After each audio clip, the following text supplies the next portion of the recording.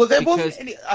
I think a lot of what made me stop it was the fact that I lost the ability to be able to watch it. Well, that is a key factor, isn't it? No, in the sense that when it first was on, when Series 1 came on, I had Sky. Yeah. And it's on a channel that's called Fox, or FX it used to be known as, and that was free on Sky for a long time because it's part of the Sky family. It's owned by Murdoch and all that. And then I think when I moved home and I didn't have Sky for a while, I had Virgin or whatever. Wasn't it on Channel 5 for a time? Yeah, well, that's 5 the thing. USA or 5 Yeah, Soul, but they started from the beginning. I think I'd already seen Series 1 and 2, and then Series 3 I had to wait a long time for to come onto Channel 5, and now Channel 5 have ditched it. So I watched Series 3 on Amazon with my uncle. The problem with The Walking Dead, it's a fantastic show. It is gruesome and heart-wrenching, and it requires time away from it to reflect on it before you start the next one, in my opinion. It's great in the sense if you are caught up, you get that natural break, because it obviously takes time to make and then show. But if you're trying to catch up, I think if you try, because so much happens, so much death and murder and intrigue and stuff happens, and the whole thing is about zombies, that, you know, it's hard to process. So I've and for those that are already up to date, that's the series after The Governor, played by the guy out of The Missing, David Morrissey, and they're making a life for themselves inside the prison that they found, with all the people from the village that the governor ran, and they're trying to make that work. There are still zombies around, but they're trying to make a harmonious life. But obviously, I know from later series that doesn't last, because of course that's the whole thing about the Walking Dead, is that, you know, when you think everything's okay, something happens. You know, otherwise there's not much of a show. That all the US critics I follow and respect have given up on it long ago for it just going round, just because they say it goes round in circles and it doesn't really. Well, that's what zombies do, isn't it? Really. Well, none of them walk in the straight line. Now, Luke, I've got a question. You might not know the answer to this. This will make me look good. Was this in that book of shows you should see before you die? God, comedy! You're all over comedy. I don't even know why I'm here. That pun buzzer going. I didn't get that far in the book, but it wasn't in TV, the book, which is the 100 greatest American TV shows of all time. It didn't make that list, because I know the critics who wrote that weren't big fans. But I think what you get with The Walking Dead, from what I understand, is just more of the same, rather than a lot of progression. I don't think that I'll get anything different. It's sort of a big sort of fan thing, isn't it? It's one of the highest rated cable shows, I believe. You know, they do manage to bring interest back to the show each series. So they do something slightly different that brings people to it. And obviously I think it carries a big link over from the comic books, because they do occasionally go back and bring in characters that people have loved from the comic books which preceded the series. I'm going to go a little bit off-piste with this one. I'm going to go for one that's not one that I've started, but I know that, again, at least Luke has seen this, and I don't know about Matt. It's Freaks and Geeks. Oh, yeah. Sorry, I just made that noise. That's my yes noise. I watched this when they showed it on E4. Oh, right, yes. Now, there's only one or two series? There's one. One series. I would like to say as well, Gary, that I also watched Judd Apatow's other TV series, Undeclared, which I believe never aired in this country. Oh, right. Undeclared? Go yeah, Matt. Yes, go Matt. That was also a good show. Yeah. I'll stick that on the list. Oh, God. Well, I'm always Got 5 weeks. Is that on Netflix or Amazon or anything? Freaks and Geeks is on both. Undeclared. Freaks and Geeks is on Amazon. Was that never aired over here? No. Undeclared. Just so people know, Freaks and Geeks is on Amazon and Netflix. Ah, right. It's one of those rare ones that's on both. Now, it obviously features a lot of people who since have gone on, because obviously with Judd Apatow's penchant for using the same actors, then there's definitely people in there that you will recognise. It's sort of like the teenage high school more of the geeks stuff. than the freaks, wasn't it? Yeah, it's... Because the freaks were the young lads, weren't they? And the geeks were the Linda Cardellani. No, it's the other way round. The other way round. Oh, right. I'll tell you what I liked about Freaks and Geeks is you think it's going to tell one story in a sort of a stereotypical way because it tells stories we've seen before, but it tells them very differently. And there's the way it's very charming without being soppy and emotional. And I really Can think I you ask would Gary like as well? Is this when you started ever? Or- No. right, I okay. think when Luke mentioned it, I think I put it on my Netflix list, but I don't think I've ever actually seen it.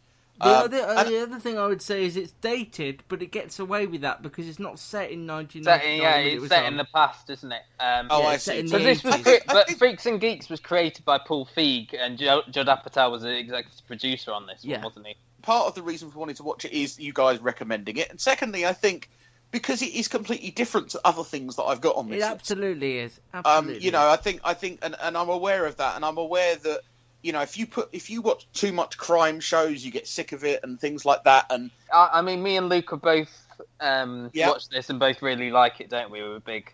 Yeah, I mean, I was just say I remember it's watching so this. cool. I think it was on like when I was at uni, so on E4, so that would have been sort of around 2000. And I tell you what, another thing in its favour, Gary, much like you found with The Good Wife, it would be a very easy show to watch. Yeah, that's kind of as well. It's not going to ask a lot of you. Homeland might be a bit draining. Yeah. The Walking Dead might be a bit violent. And a bit draining if you run into them zombies. And Freaks and Geeks will just be easy to watch. The only thing you'll need is a connection with the characters. If you don't connect with the characters, you might struggle with it. And I really did.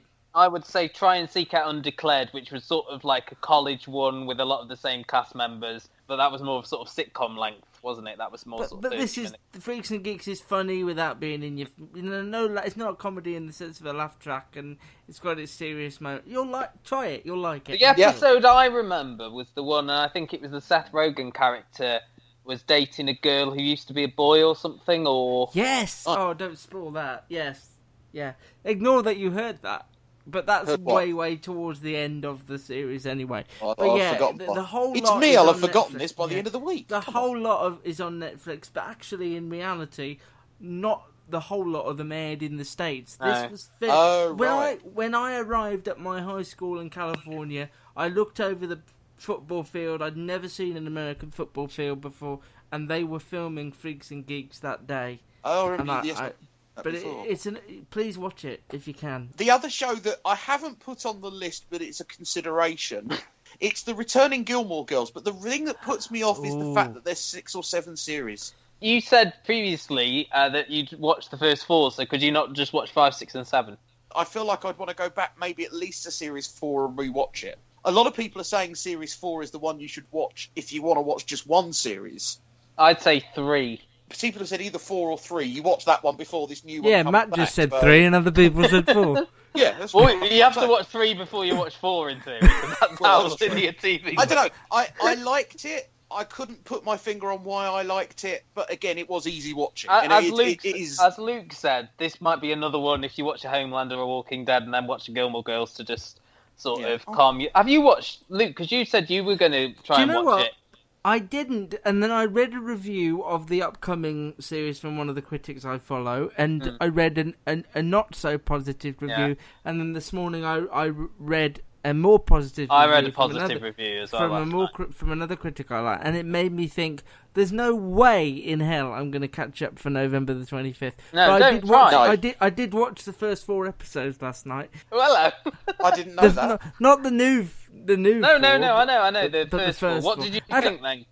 I'm going to have to use the Gary phrase. I liked it. I enjoyed it. I don't know why. There's a lot of it I shouldn't like, and I think it's got a lot to do with the fact that I know you like it, so I know there's something It's a good in there winter. for me. It's a good autumn-winter series. As I said before when we talked about it it was one of my Desert Island dramas. It's comfort watching, isn't it? Yeah, and when it doesn't profess to be anything other. When it's cold outside and you just want like a comfort and you just go. It's like you're going into a song there, doesn't it? You go to some Stars Hollow and just like spend. I'm going to start calling him Matthew Bublé because he did go. But no, I really enjoyed it. I don't think it is the sort of show you can binge on. Or saying that, I did watch 4, but in one night. But no, I did enjoy it. It's an easy watch, and I think the characters, as you go on, get more sort of well-defined and everything like that. And I think you get to know the town and everything, and it's just really well written. apart from the last series where the showrunners leave, and it's just I read, as Luke said, I also read a review of the new series last night, and someone said it was like Invasion of the Body Snatchers, the last series. Do you know who wrote the review you read? I can't remember, no. It was just basically, it was the characters that we loved but were saying words that we didn't think that they would say in the last season. Yeah. That tends to happen. I mean, everybody points to that series of Community where Dan Harmon wasn't in charge and things like that. Yeah, because at the end of the day, it's these people's voices. They've sort of started this, and that's why this revival, in a way, is going to be the one that fans are flocking to, because it isn't just... It is, to some extent, a casting, but it's seeing what the showrunners would have done had they been in charge of that last season. Very similar to what apparently the new Twin Peaks will be, is very much a case of Mark Frost and that other bloke, John Carpenter. No, David Lynch. David Lynch. Oh my God, Gary, that's a heavy medication you're on. Again, if you're watching something heavy and you feel like you still want to watch telly, drop in some light drop stuff in on it. Yeah. But yeah, no, I'm so excited about next Friday. But I think personally, when you binge on a show, and I binged on Freaks and Geeks recently because I think it is a show you can. I think you get a different relationship to it than a show that you... Because when you were watching The Good Wife, you were pretty much only watching The Good Wife. It's like reading a good book where you just want to keep it going. I'll tell you the show that I binge watched and I had no idea why I was doing it, and then I realised it's because it was completely different to anything else I was watching, was One Tree Hill, the first couple of series. I know, and you laugh, and I've got... to be honest with you, hold my hand up, I watched that as well, because my brother used to watch it, and we used to just sort of almost like Mickey take it a bit, but we sort of watched that until like season 6, I think. Again, that was on E4.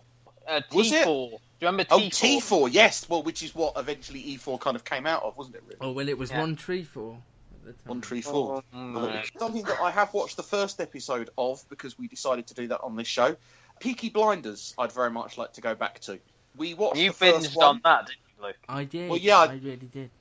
And did you keep up with it when it was actually on air, Matt? Were you watching it, reviewing what Matt it? Did, he watched the start of each series, didn't you? Yeah. And then I tried to watch most of one. I know I've watched maybe half of series 1. I felt it was style over substance. I didn't believe in it because it was that sort of... Because it's the old-timey characters and setting, but with the sort of newfangled music and the style of it, it felt very comic booky to me, and it sort of took me out of it. I couldn't watch it as a sort of realistic slice about these Birmingham gangs in the is it 1920s? 20. For me, it's neither a sort of reality, like a sort of gritty history drama, or like a sort of full-out fantasy. It's somewhere in the middle, and I'm not happy being in that middle ground. Well, as you might know, I really like this, and Matt and I don't disagree on an awful lot of things. I can see why you liked it, but I sort of checked out of it a bit because of the style. I feel it's over-stylized. That's normally a criticism for me. It's why I can't watch things like Boardwalk Empire and things like that, because I've seen bits of it and I just think, oh, you're just trying too hard. That is not on the list. On the other hand, on this, I think Cillian Murphy is almost... I like the performances. I like Cillian Murphy. I like Helen McCrory and the actor who plays, is it Arthur, the brother? Yeah. I think this is one of those shows that sort of, after a few episodes... Well, for me, it got under my skin. It was one of those where I watched the opener, I thought, oh, I've got nothing else, I'll watch the second one, and I was very nearly at the end of Series 1 before I knew it, because unlike the other shows on your list, Gary, there's only 18 of these, and you'll have done the whole lot. Yeah. It's not easy watching, it's violent, it's grim, the language is up there and down there, and then Tom Hardy comes in the middle of Series 2 and blows me away even further. If you like him on the big screen, he's really good in in the second series. I think it is one that you could binge on. I know we've got a 4th and a 5th coming, so there's plenty of time. Whether it should be... I don't know where it should be on the priority scale. But I do really like it. And the third series, which has just been on the BBC this year, was my favourite of the lot, which isn't on Netflix at the moment. Okay, throw a curveball at you, something completely different.